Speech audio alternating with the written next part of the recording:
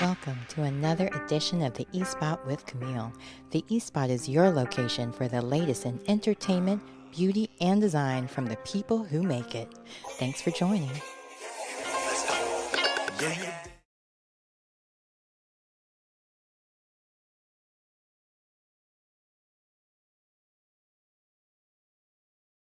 Hi, welcome to another edition of Filmmaker Friday. And today I cannot wait for you to meet my guest today. He is Stephen Ashley Blake. He is a director of photography, but he's doing way more than that. And I want you to meet him, to hear about his journey, to hear about his career, and also to get inspired and maybe even audition for your chance in Hollywood. So, welcome, Stephen Blake. Thank you so much for being my guest today. I am super excited about having you on because your career has gone, just keeps going up, but like the waves are all over the place. Like you've done music videos, film, TV. People wish to have so much crossover success you've had. So tell everyone, how did you get started? And what was it inside of you that was like, I can do this? Because, Hollywood is not an easy place to start off. Right. Well, first of all, it's great to be here, Camille. So thanks for inviting me this morning. When I was 9 years old, an uncle gave me a Super 8 movie camera, and that began a hobby, actually, of learning film, and then I began directing film with my neighbors and sisters as cast members, did a lot of animation, enrolled in an animation class, a community animation class in the inner city in Pasadena. When I was in high school, I was mentored by a great animator called John Clark Matthews and another filmmaker called William Moffat. And I entered the business professionally at about 15 and a half. I was attending Pasadena High School, and they gave me permission to leave high school at lunchtime to drive from Pasadena down to Hollywood to work on the KTLA lot, Channel 5 here in Los Angeles. And I got to work for some amazing producers. At 20, I directed for a show called Hollywood Close-Up, and that was at KABC Television here in town. And really, at that point, I was discovering who and what I wanted to be in the industry. There was no question that I was going to be in the industry. My mom, I was raised by a single mom, begged me to go to college, and I'm like, Mom, I'm already like deeply immersed in the business. And so I was sort of finding my way, and I worked very hard. My ethic was whatever I do, I don't care whether I'm scrubbing toilets. In fact, my offer to do that's what got me my first professional job ever. I said, I will do anything you need me to do, scrubbing toilets, whatever, for free. Just get me on the set. And literally walked up and down Hollywood and Sunset Boulevard to production companies, making them the offer they couldn't refuse, which resulted in my first job. And I worked so hard that my name spread, fortunately. So this time in my late teens and early 20s was a time of really discovering what I wanted to do exactly. I loved working for KABC Television. And then I worked with a great cinematographer called Jordan Cronenweth. Jordan Cronenweth is one of the legendary DPs, directors of photography. He shot Blade Runner, Altered States. He's just one of the greats. Blade Runner is one of the most amazingly photographed films of all time. And he was very kind to me. And as a result of working with Jordan, I was a production assistant on that shoot. I began pursuing jobs as a cinematographer. And at that time, there was a publication that would publish all kinds of ads for production companies that needed cinematographers, freebies, and also students that were looking for cinematographers for their films. So it was easy for me to land a lot of work as a cinematographer, even though I had no experience in that before.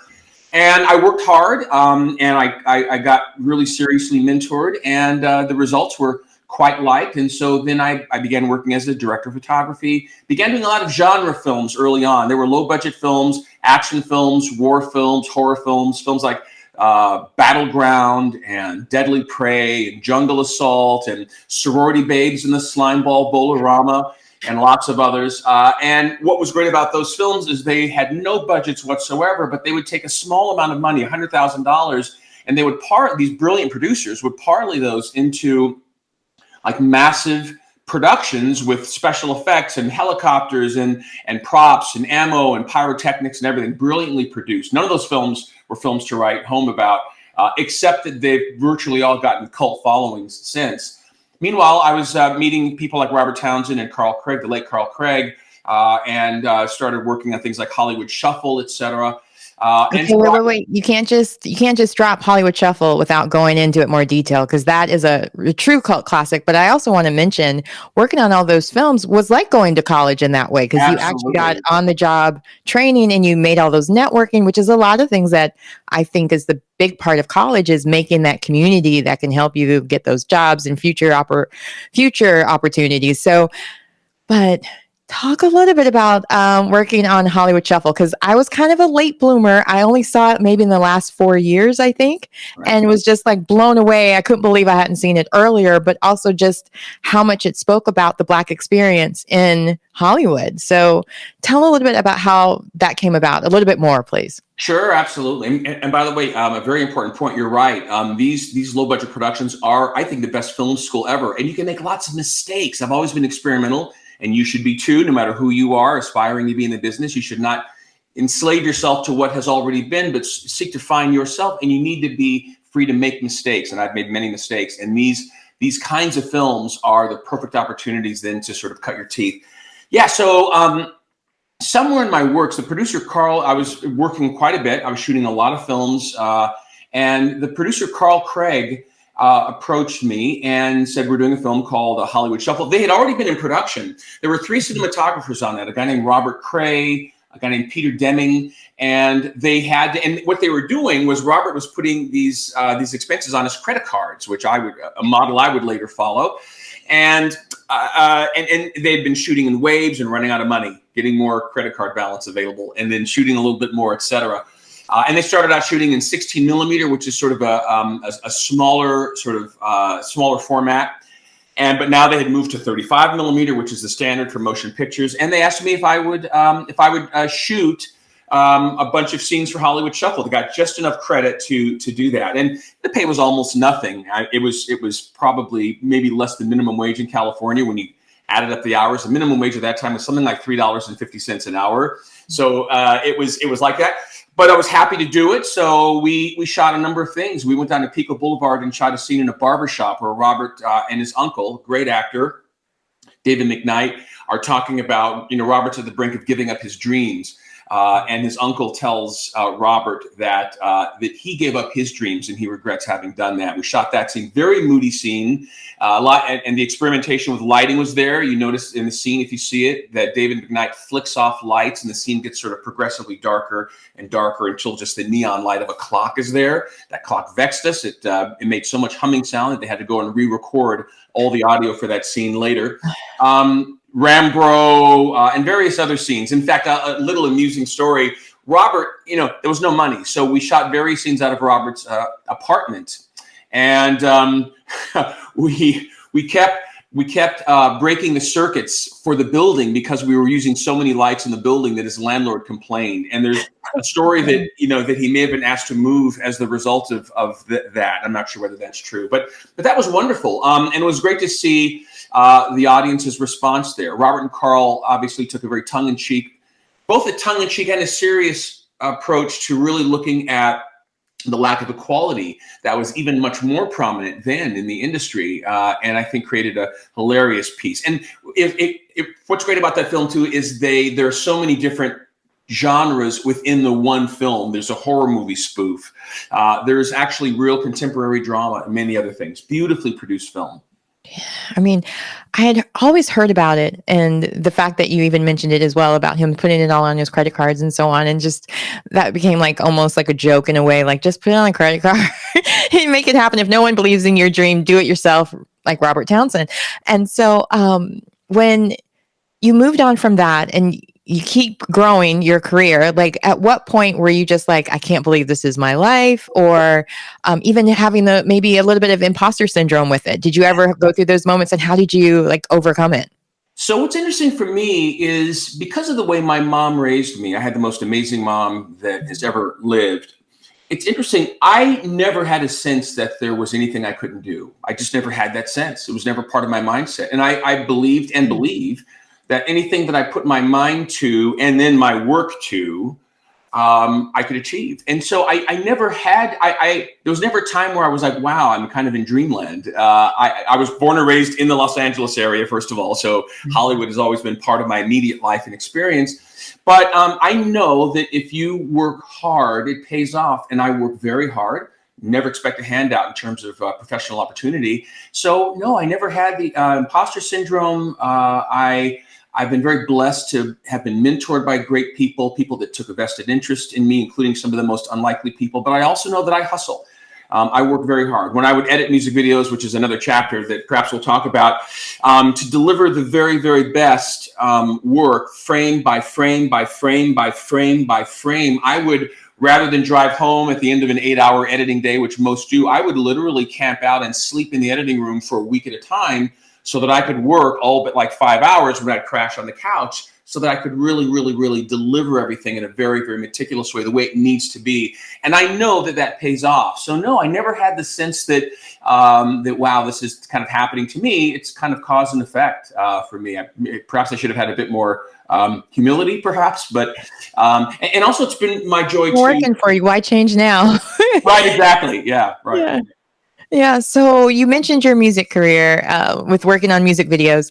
Share a little bit about that. How did that transition happen? And because I looked at your credits, like you've worked with everyone from Tupac to Kathy Lee Griffin. Like it's just, it boggles the mind how you were able to work in such different worlds, and even Linda Perry, like so many greats. Like tell me a little bit about your experience with that, even LL Cool J. Because I mean, I don't know if you noticed, but Twitter has been going crazy over LL Cool J's music videos and how he was wild and just doing all these random things, which at the time didn't seem that crazy. But now looking at it from 2022's eyes, you're like, well, that's what music videos were fun back then. It wasn't meant to be taken so seriously. And it wasn't, I don't know, there was some of that East-West Coast stuff that was going on as well. But at that time, there wasn't. They were entertainers.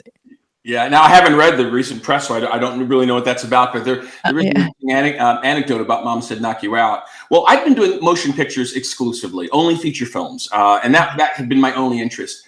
And then one day, a buddy of mine named Ron DeVoe. Ron is a great cameraman, and he shot a lot of the stuff for like Ebony Jet Showcase magazine. He also did a lot of White House coverage. He's a cameraman. And he called me and said, "Hey, listen, will you help me out in this video? We're doing an EPK, an electronic press kit for Johnny Gill." And Ron asked me if I would just come down and light this interview for him. And I said, sure. So I came down to West Hollywood and we shot this press kit with Johnny Gill. And as I went to the lobby to check my answering machine, which is what you did, you went to a payphone back in those days to check your machine, a woman races up to the payphone next to me, gets on the phone, and I hear her rapidly canceling a shoot. She's calling all these crew members to say, don't show up, the shoot's been postponed. Anyway, we just casually chatted afterward. Her name was Sabrina Gray, and she was a music video producer for a company called Classic Concepts in New York, which Lionel Martin and Ralph McDaniels ran. And so we just got to talking, and she asked what I did. I said, I'm a cinematographer. And she goes, oh, well, our director, Lionel Martin, so she did exclusively music videos. And she said, our director, Lionel Martin, really wants more of a feature film look for the music videos. And I said, oh, okay. And they were, as it turns out, she was canceling a shoot for Belle Biv DeVoe called Do Me. And for some reason, they had to reschedule things. And she goes, yeah, our previous video, which was called Poison, was a very, very, very brightly lit, sort of front lit, almost like kind of a sitcom 70s style-esque kind of a feel. And she said, we really want a theatrical film. So she asked for my card. I said, great, gave her the card, didn't think anything of it, went back. Well, sure enough, she actually called me a while later and said, yeah, we're shooting this video, Do Me. We're shooting it in Los Angeles. And can you shoot this? And I said, sure. So they came out, they had flown back to New York, which is where they're based, and they flew back out to Los Angeles, and we prepped and we shot the music Belle Biv DeVoe. An interesting, Do Me for Belle Biv DeVoe. An interesting thing, in this video, I did a lot of things like I had the artist performing in front of cars with the headlight beam shining right in the camera, and would filter those headlight beams. So there was a lot of backlight with the faces underexposed, and did a lot of stuff with underexposure and rim lights and things like that. Very, very sort of dramatic feature film material. Anyway, we shoot the video, And by the way, I still recall there was a whole new culture to me, the hip hop culture and R&B, whole new culture. I still remember driving in the production van with the whole team, and they're using expressions like, "Man, that was dope." And I'm like, what does that mean? I just had a whole new vocabulary that opened up to me. Anyway, they go back to New York, and I go on with my life, and I get a call from the production company basically saying, your work sucked. And in fact, the actual words were, I'll give you a D for your work. And I heard that from one of the production personnel. I'm like, what? And he goes, yeah, it's just way too dark. We can't see anything. And I'm like, and I thought back, and I thought, no, this should look exact. I know how it should look. That shouldn't be. But basically, they were like, nope, sorry, it just looked horrible. I said, okay, great, and so we hung up the phone. And then they called me back about 2 weeks later. They said, we're doing 2 videos back to back. Run DMC, Brother's Gonna Work It Out, and Cool G Rap and DJ Polo, The Streets of New York. Will you fly out to New York and shoot it? Which was really strange to me because I'd just been condemned for my work. So I fly to New York. I say yes. I fly to New York, checked into the Empire Hotel, never knew that there were hotel rooms so small as they had in New York. The first thing I wanted to do was to see this footage from Do Me, which was they had edited, but it hadn't been released yet. And it looked exactly the way it was supposed to look. And as it turns out, they just weren't used to things being sort of that dramatic, but the label loved it. So get onto the production on the set of Brother's Gonna Work It Out and Cool G Rap and DJ Polo. And each of these videos, so Do Me goes to the top of the charts. Each of these 2 videos goes to the top of the charts. Then I get a call, and so I'm back in LA now. So there were 3 videos that have all gone to the top of the charts. And then I get a call from Malcolm Jamal Warner's rep. And she said, her name was Sherry Simpson. And she said that Malcolm saw Streets of New York and liked one of the effects you had where the artist is performing with a light bulb and just liked that visual. Will you meet him at CPK and talk about his next video that he's going to do called Barsha, for an artist called Barsha, Who's the Master? So I said, okay. I met Malcolm at CPK in Los Angeles at the Beverly Center. I'd never been to a CPK before. And we agreed to work together, fly to New York, go to the Brooklyn Navy Yard, shoot this video, Who's the Master? And that goes then to the top of the charts. Well, that music video, Malcolm's company that he was rep by, was a company called Black and White Television run by Paris Barclay and Richie Vedder. They were doing another video called Mama Said Knock You Out. And they said, yeah, we saw the black and white video because the video I'd done for Malcolm Barsha, Who's the Master, was in black and white and had used a lot of foreground, a lot of smoke and dust. And they said, will you shoot this video for us for Mama Said Knock You Out? We like kind of a raging bull look to it. I said, great. So I fly back to New York and we went to a soundstage called Mothers, which later mysteriously burned to the ground in what some rumored to be an insurance matter. But we went to the second floor and we were shooting 2 videos back to back. We were shooting Around the Way Girl on Saturday and Mama Said Knock You Out on Sunday, same stage. Wow. Except that for Mama Said Knock You for Around the Way Girl, we also gave LL a camera and invited him to just kind of walk around the streets of the city and have interactions with different ladies. So great. We shot Around the Way Girl on Saturday. And I'll just say that LL was about 4 hours late the next day to set for Mama Said Knock You Out. That's all I'm going to say about that. So you're saying he had a lot of fun getting footage. He had a great time on Saturday shooting these interactions and having these interactions. And so Sunday, we're shooting Mama Said Knock You Out, 1-day shoot. And because LL was 4 hours late, that compressed our shooting day. We only had a limited amount of time to shoot everything. And there were fiascos with equipment that would break down because New York was not the best place to film as far as gear goes. And that was Mama Said Knock You Out. And of course, when we heard it, because when you shoot a music video, you're playing it over and over and over again. You're playing it dozens of times, maybe even hundreds of times, depending on the amount of coverage you're getting. We all knew this was going to be a great success, and indeed it was. No, both of those songs were. I remember being, I'll just say, a baby at the time and watching Yo MTV Raps, and like that was my way to memorize dances, was watching different things. And my father actually worked on the film Who's the Man, and so I got to meet some of the MTV people, some of the people that you mentioned, and just being like bigger than life, but that was, with FUBU and Carl Kanai, like all of that style and the bamboo earrings, all of that. And I went to like a small private school. So I was trying to fake the funk, so to speak. And so Yo MTV Raps and music videos were my way through my culture in a way, because I was kind of isolated from it because my dad works in the movie business as well. And like we would move around to all these random places like Ramsey, New Jersey, Mahwah, Salt Lake City, like different places where maybe there was a lot of Black people, but I was kind of isolated from them. So I had to represent for the race, and they all expected me to be, down for the cause. And like you were mentioning, knowing all the different slang, like I didn't know, like I didn't know all that stuff. So I was like, Yo MTV Raps was my way in, and of course, LL Cool J, Public Enemy, they were definitely some of my favorites.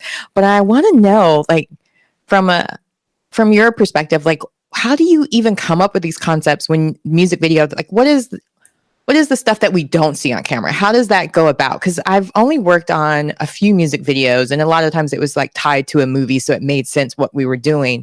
But in your sense, like from your perspective, how does that go about? And then we'll start talking about your new project, because I'm sure it correlates with the behind the scenes of it all. So share that side of it. Sure. So the way you book a music video job, or the way you get a music video job, is either a record label comes to you and they say, we want you to direct this music video for this artist, which happened with me with Tupac, for example, and many other artists as well. Or the record label solicits bids from different directors because they like different directors' work. They're not sure who they want to go with. And the bid really is write a concept, write the treatment. And so they give you a recording of the piece, or you download the recording of the piece, you listen to it, and then you work out the treatment. It's like writing a script, if you will.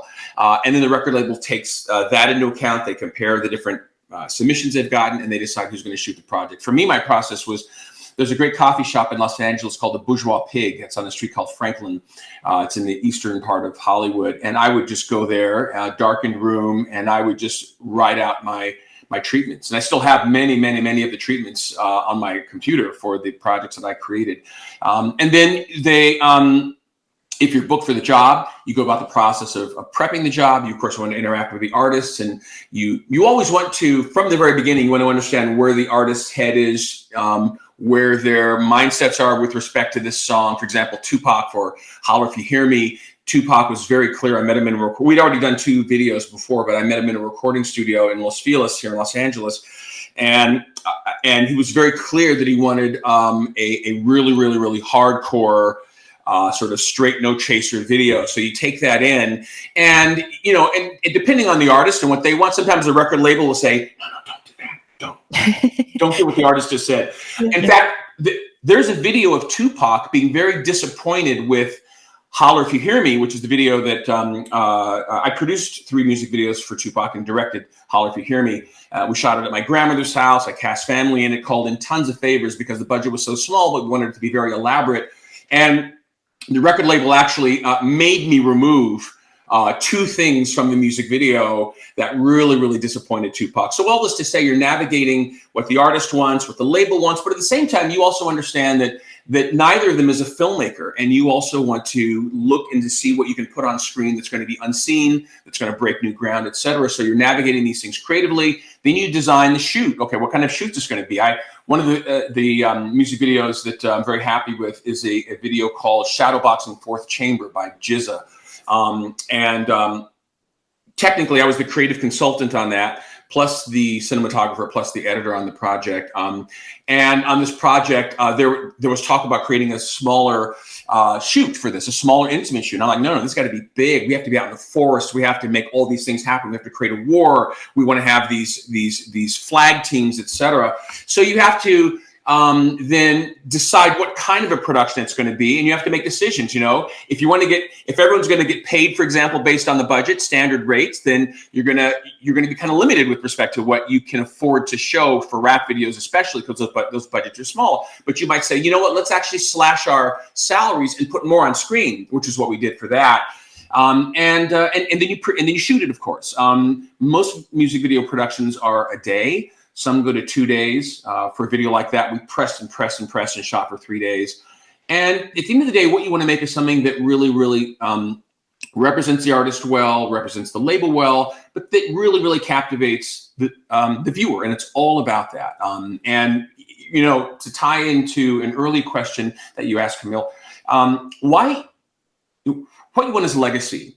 Whether you're a cinematographer on a project, whether you work in production, totally behind the scenes, where the work of your hands won't even be seen by anyone on screen, you want legacy, and you want to give 1,000%. And you know, I think you want to go through life giving 1,000%, and that's part of it. And I tried to bring that to each of the music videos that I created, but those are the behind the scenes. And then when you get into editing, for example, for Shadowboxing Fourth Chamber, for Tupac, and for other projects as well, you cut the video, you send it to the record label, and they sometimes want changes. Sometimes they're hugely irrational changes. I won't name this one client, but very famous artist, very famous record label, very famous client.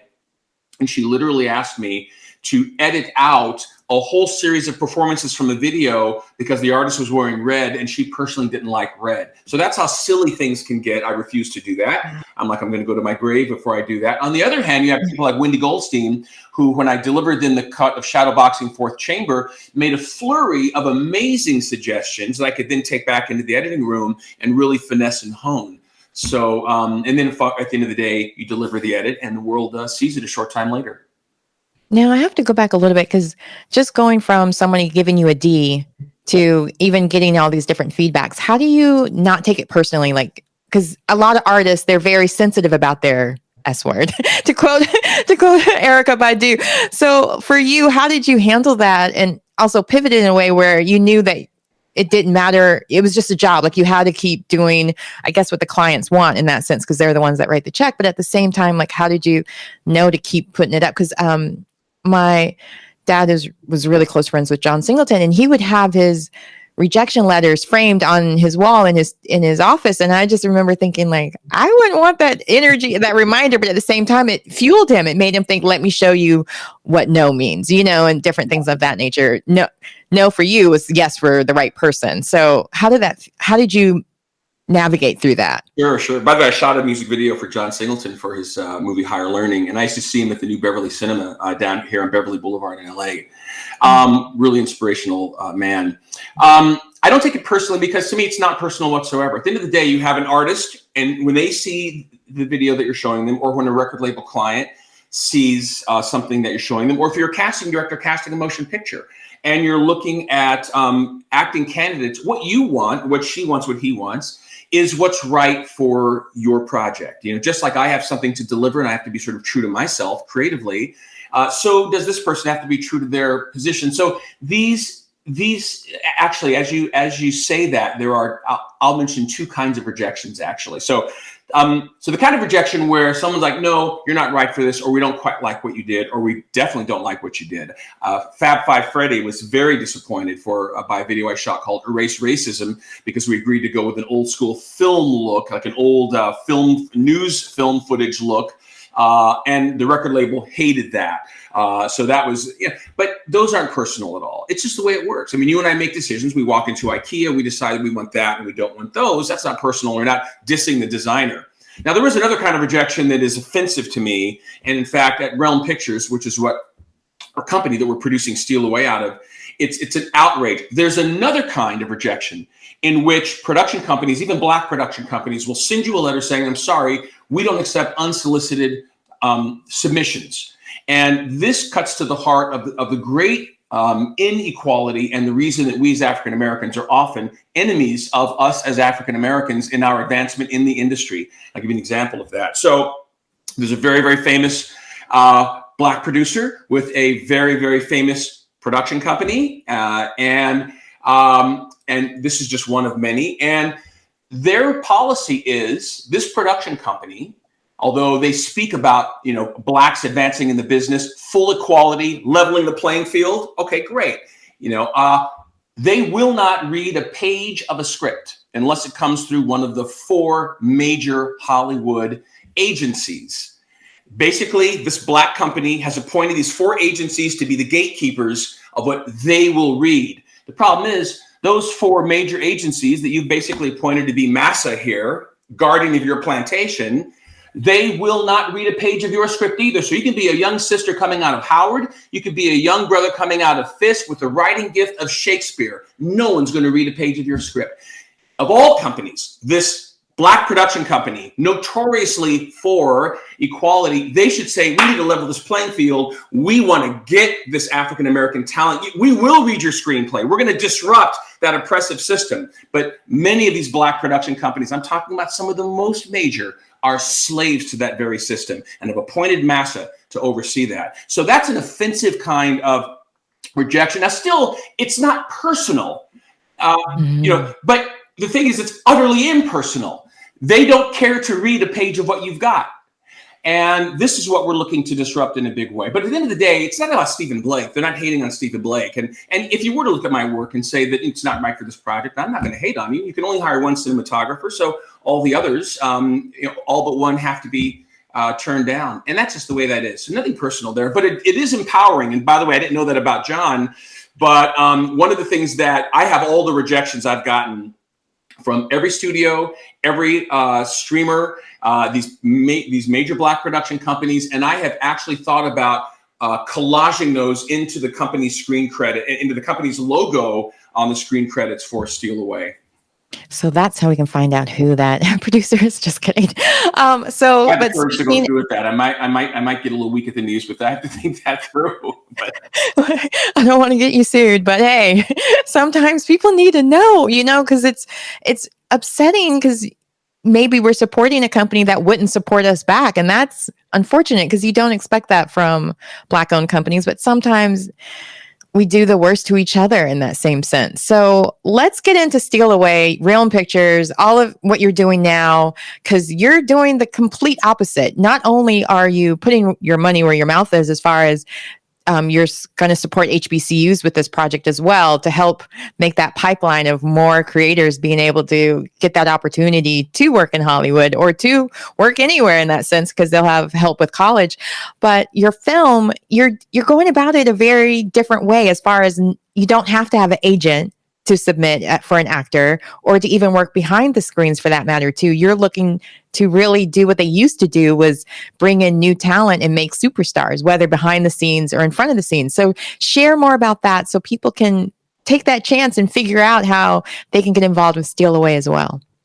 Absolutely, Camille. So at Realm Pictures, we are, first of all, we're making, as a production company, this brings together many of the elements I've talked about and a few I haven't. We are making spectacularly diverse blockbuster entertainment. Now, a lot of independent film companies make amazing films, which are smaller niche films, and they're not really broadly seen by the world. They may win some awards. They may garner a lot of buzz for a short period of time, deservedly.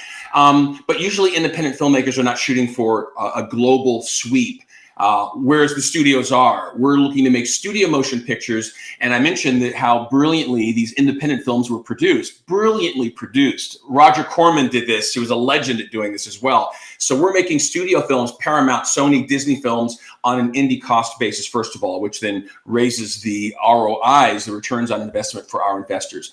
But this entertainment is spectacularly diverse. I love what Bridgerton has done for Netflix. I love what Hamilton's done for the stage. We want this to become the mainstay. We want this in mainstream motion pictures. Each of those broke new ground. So we're doing that. We're committed also to breaking brilliant, undiscovered talent. And that's a cornerstone of what we're doing. It touches on what you said. There is a great lack of equity in this business. Now, someone might say, no, that's ridiculous. There's a lot of diversity. Just turn on your television, go to the movies. You see a lot of faces of color. Let me ask you a question. The same faces of color. First of all, same faces of color. And in the motion picture business's 100 plus years and its storied legacy of epic movies, when has a Black woman ever led an epic movie, ever? Let's see, Braveheart, Dances with Wolves, Lord of the Rings trilogy, Twilight, Saving Private Ryan, Schindler's List, Ben-Hur Going Back, Gone with the Wind. Now, Black women have had powerful roles, no question, but I'm talking about that top tier of entertainment, the ones that carry box offices and then around the world, and then can elevate more African Americans into that place of recognition of their capability of carrying these box offices. Never once in the industry's 100 plus years has there ever been a Black woman I'm sorry, I'm just beside myself with this passion and 1,000 emotions, led an epic film. It's never happened. We're looking to shatter that. Steal Away shatters that. It is the incredible true story of the Fisk Jubilee Singers. They were, and by the way, they still exist, this sensational choir of young former slaves fighting the KKK's reign of terror against their schools following the Civil War, among them the fledgling HBCUs. But this incredible choir fights back, not with bullets or bombs, but with these electrifying songs of faith and freedom. And Steal Away follows their incredible journey from the darkness of slavery to the glittering ballrooms and throne rooms of Europe as they take the world by storm, true story, and then they have to kind of conquer their own demons. This amazing story, which is captured in an amazing book, Andrew Ward's Dark Midnight When I Rise, in a PBS special called Sacrifice and Glory, features what Jesse Jackson, we have the Reverend Jesse Jackson's endorsement, he calls the lead character, Ella Shepherd, one of the greatest heroes the War for Freedom has ever known. Her story is spectacular. She is the lead figure in both the book, the TV special, and she's amazing. And we're looking forward to putting her on screen. So part of what we're doing then is we're committed to bringing in, and so that ties into, we've never seen a Black female lead for an epic film ever before. This story, it's a no-brainer, it's got to be told because it's electrifying and it features an amazing young 20-year-old Black female lead who changed the world.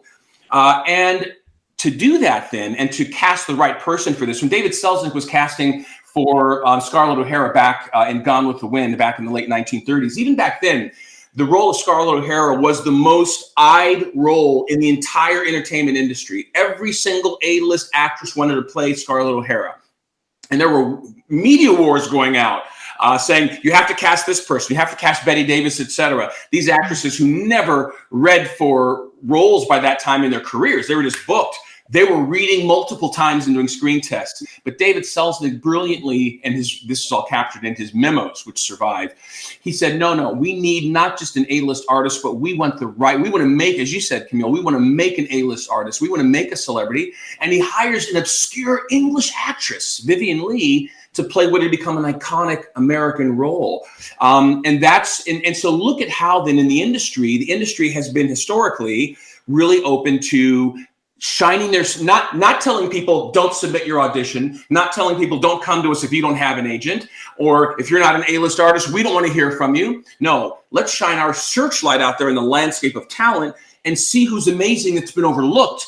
And if they're worthy of this part, let's bring them up to the stage, if you will. In fact, David Selznick also launched a casting call in some of the major cities in the South to find undiscovered talent.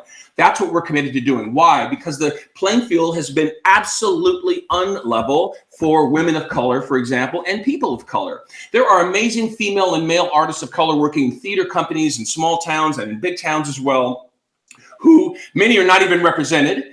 And none of them are going up for these epic roles because they don't exist for us. And yet that's where some of the most amazing talent is. So it's our privilege. It's our blessing to say, no, we want to find out who you are. If you're the right person for the role, young, amazing artist, older, amazing artist, young or older, amazing man, it's going to be our privilege to bring you on and cast you in the lead. So we've launched a global casting call, not only through the traditional industry routes, there are various services that provide that, but also right through TikTok, right through social media. We want to find out who you are. We want to see your audition. We will look carefully at your audition. And that's, to me, the cornerstone of change. And it's the same in our future films with literary talent. We're going to be drawing richly from the HBCUs for literary talent, screenwriters, technical talent, costumers, production designers, editors, etc., and performing arts talent, actors. I was privileged enough to, I went to a screening of a short film at, so USC has a short film screening series called First Look. And several years ago, and I'm always going to these short film screenings because I want to see who's out there. I want to see emerging talent and give you a leg up if I can. That's part of my passion and part of my life's purpose. So I went to this one event at USC, First Look, and I saw an 8-minute short film called Fig. This short film had no production value. They didn't have money to work with, but it was brilliantly produced and brilliantly directed. And so I cornered the director afterward in the lobby. We had a wonderful conversation. He gave me his card, and I determined to give this young brother work. I actually have a copy of that card right there. His name was Ryan Coogler. And fortunately, Ryan Coogler from Black Panther, Ryan Coogler? Black Panther, Ryan Coogler. Wow. And so that talent Mr. Kugler was sitting right there. There are other treasures and gems on our HBCU campuses. We want to mine that treasure that is you and give you opportunities here. And then as part of our business model, we're going to be sowing like a tithe, if you will, 10% of our net profits back into the HBCUs as endowments so that we can sustain then your continuing to develop these emerging and amazing talents. And in that way, we're creating an economy of drawing from your campuses and pouring back into it. And in that way, we're throwing down the gauntlet for both Wall Street and Hollywood to follow. We think that ought to be the business model for our HBCUs because our HBCUs hold a very special role in the development of our people. USC and UCLA and NYU and the Ivy Leagues, they're there to educate their people. Great. And so are HBCUs. But the people that we're educating, we have a legacy, and there's been a legacy of oppression. There have been mindsets of oppression that have seeped into who and what we are.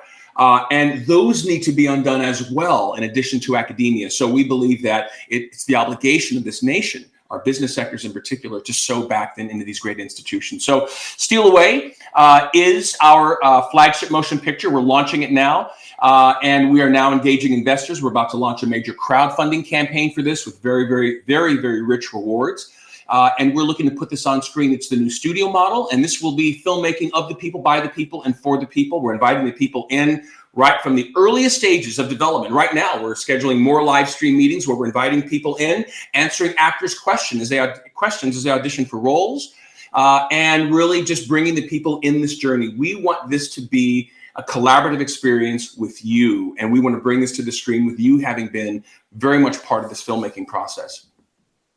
Now, when you came up with this concept to do all of this, I'm sure you had some naysayers or maybe some people who were like, you can't do that. This is, like, it's just not going to work and so on. So how do you defend that? How do you say, well, just like everything else, let me show you better than I can tell you type of thing? Like, how do you go about that? Absolutely. I mean, they told Thomas Edison that light bulb will never switch on, right? Absolutely, there are naysayers everywhere because people are used to doing things in a conventional way. People usually look to yesterday to base what they do today on. Most do. Even when we talk to investors and whatnot, they want to go by old school methodologies. The proof is in the pudding. And that is exactly why, even though we are not financed yet, our budget's $34.7 million. This would cost a Paramount $200 million to do the same film. So we're doing it at a fraction of studio cost. But the whole thing here is that we are not waiting for the money to arrive. We know this is going to kindle with the people. We know it's going to excite the people. So the old school way of thinking is first raise the money, put everything on hold until you raise the money. And when you raise the money, then start getting serious about production. We're not doing that. We know we have something that will electrify the people. The response to the script, and by the way, the script is right there on the website to read at realmpictures.co or stealawaymovie.com. We're putting everything out there for the people. We literally have had hundreds of thousands of downloads. We're getting amazing feedback about lives being changed, just having read the script because of the deep character arcs and the issues our characters are going through. All this to say, rather than wait for the money to come in, we've already launched our casting call. We've already put out the script and the call around the world for. No, I get emails from 800 casting all the time. Yes, well, you know, and I'm like, Steal Away. I know what this is now. Absolutely. Because I have to admit, when I first saw the casting notice, I thought it was a slave film, and I was like, oh, not another slave film. But it's not. It's definitely completely different. And being an HBCU grad myself, I was like drawn to it and just looked more into the story and so on, because I hadn't heard of the Jubilee Singers before, especially of them traveling around and the idea that they wanted to eradicate the whole minstrels look of them all. Like they were changing that narrative too. And I just love the fact that you're changing narratives with a film that changed narratives about us as well, and just showing that we're capable and we're on the same level, education wise as well as talent wise, if not, in some cases more, since some singers in the past used to steal from or still do in that matter, even on TikTok. So with your process that you're doing, there's obviously some things that you have to maintain Hollywood just to protect your product, is even just putting your script out there already. And just even, I just know a couple of weeks ago I had a lawyer on, so I'm just like, how did you navigate that side of things as well? Because lawyers aren't cheap. Even if you are in the fundraising side of things, you still have to protect your product in that sense too.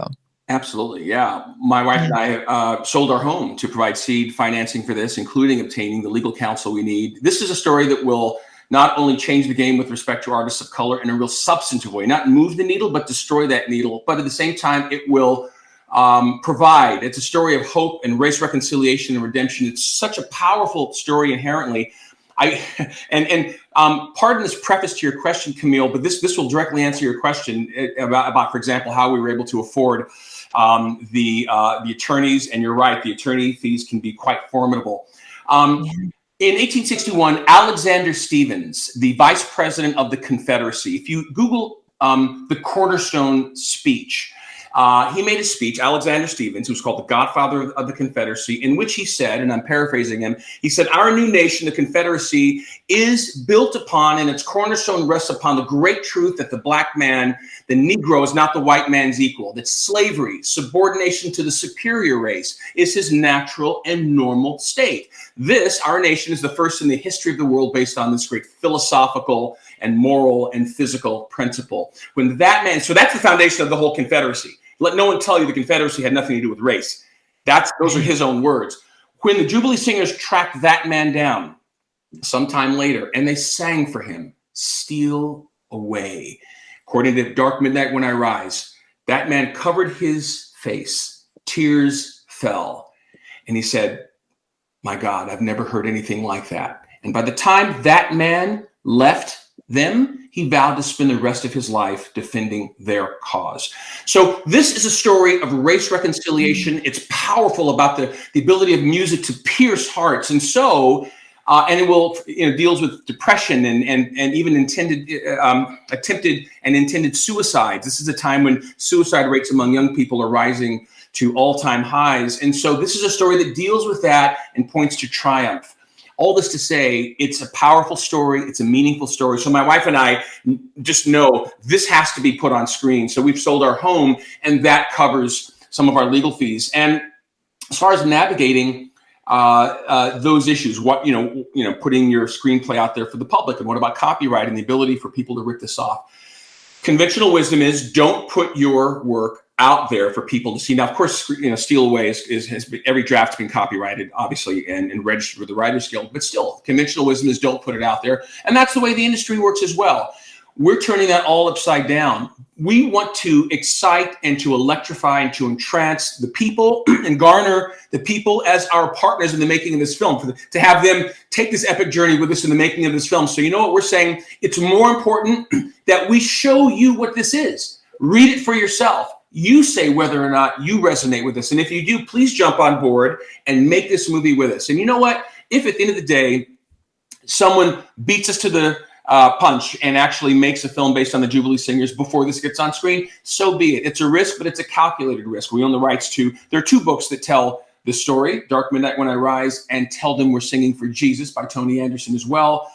And the scripts have been copyrighted. But it's more valuable and important that we let the people into the C-suite. We let the people into the producer's room and make them partners in this. And for that, how can I ask you to believe in something, if you're a part of the public, unless you can see what it is for yourself? You're not going to validate a restaurant until you've tasted what they've got. So that's more important.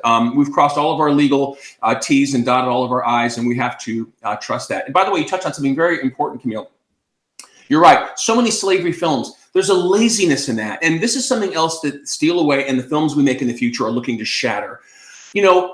We as African Americans have, and even before there was an America, we as Blacks in history, because there are many ancient stories that are put on screen as well. It's almost easy to go to slavery, if you're a filmmaker. Oh, let's go there. There was a lot of drama there. But there are so many extraordinary stories, every bit as powerful as Schindler's List, as Braveheart, as Saving Private Ryan, that feature protagonists of color. Not just that one A-list artist will be the star and everyone else is, whatever race. But I'm talking about protagonists of color. Think about The Lord of the Rings. There was no star of that as far as actors. It was an ensemble of artists. They happened to be of one particular race. Or also the same with the Twilight series. The artists there were not very well known at that time. Our stories are there to be mined. They are rich. They're filled with drama. They're filled with emotion. They're filled with humor. They're filled with romance. And there's no reason that when you just throw a dart at a film that's been released, that's a high concept romance film, a high concept comedy, an adventure film, an epic, a saga, that this story shouldn't have been headed by a Black cast, or this story shouldn't have been headed by a Black cast. So Steal Away is saying, You're right. The opening, like 10 minutes, take place in slavery. But after that, it rises to the greatest ballrooms of the world. And you see African Americans in Victorian regal garb being chased down and bowed down to by the world. And it's all true. So that is key to what we're doing. We're exploding our own self-made ghettos, the walls of our own ghetto that keep our stories confined. Shakespeare took the boring history of the past with Macbeth and made an amazing play that speaks to so many. Same with Richard III, Henry VIII. And we need to take these stories and mine them and just explode them and give them to the world. Teens in China, older people in Poland, middle-aged people in Lagos, Nigeria should all be able to relate to our stories because we recognize that we are universal. We're part of this tapestry of humanity called being universal. And that's what we're attempting to do with Realm Pictures and are doing with Steal Away.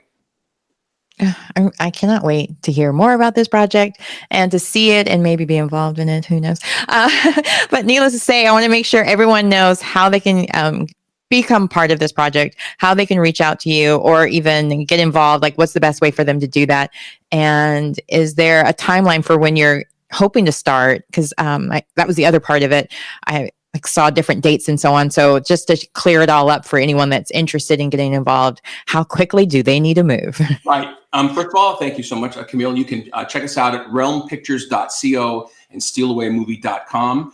Like us on our 5 social media channels because we communicate very actively and are going to begin even communicating more with our partners like yourself. And our timeline is this. We're looking to be financed fully within 3 to 5 months. Our finance team are engaging investors. We're about to launch a major crowdfunding campaign because we're not waiting on Wall Street.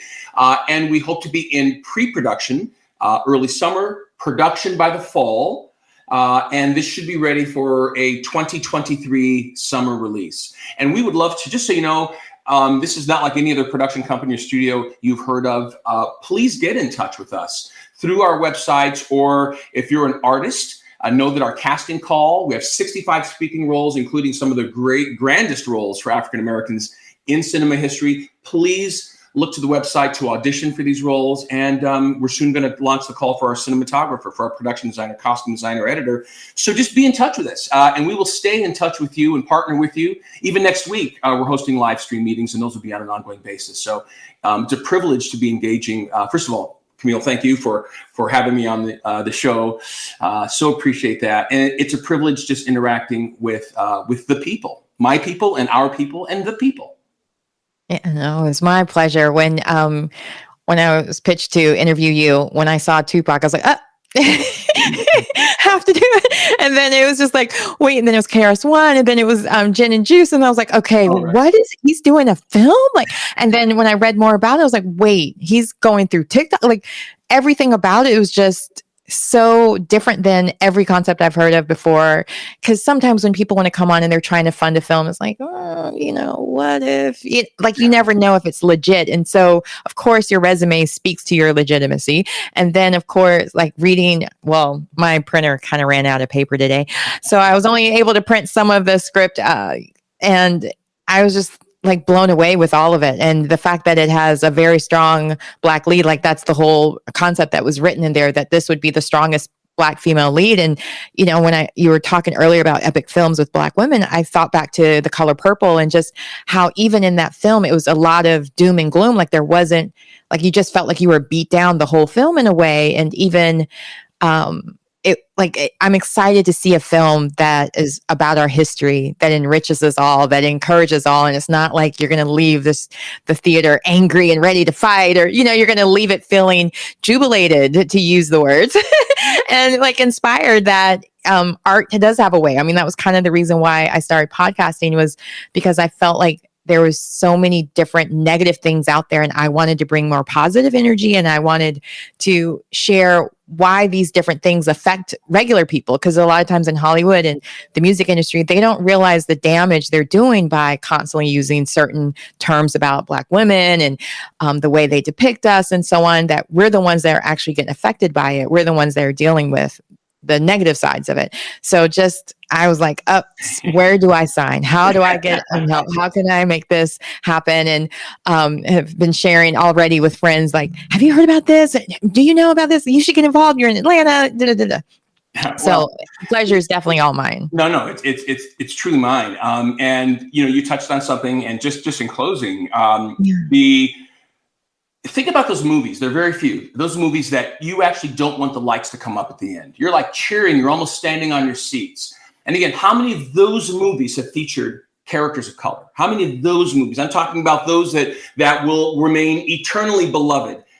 I think you mentioned it. Black Panther was the last one I can think of. Yeah, absolutely. Black Panther. Yeah, Black Panther. Yeah. Exactly. So I was like, Wakanda forever was like, everybody was saying that. Yeah, black, Absolutely. white, Asian, all of them. Yeah, but this is that. how long did it take that to happen? Numbers. Yeah, absolutely. I will ask one thing. We have one need right now. We need to get to 1,000 TikTok followers. As soon as we do that, we can begin our live streams on TikTok. So we have an immediate need that we're going forward to. Okay, what's the username for that so people know? If you know what, my social media it's on the website. That's okay. I can put it in. If you go to the website, you click it, it's there. I should know the answer to that. No worries. It's hard to keep up with everything. So no worries at all. I'll have it. I'll definitely have it like written on there as well. So thank you so much. This has been great. Thank you so much for being my guest today. And if there's anything else you want to share with us, anytime you have a new promotion or new information, please reach out, because I definitely would love to have you back, because I felt like there were so many more things we could talk about, because even like I didn't get to bring up Lethal Weapon or Scrooge, all the other stuff you got to do. So definitely my camera is your camera. Well, one of those anecdotes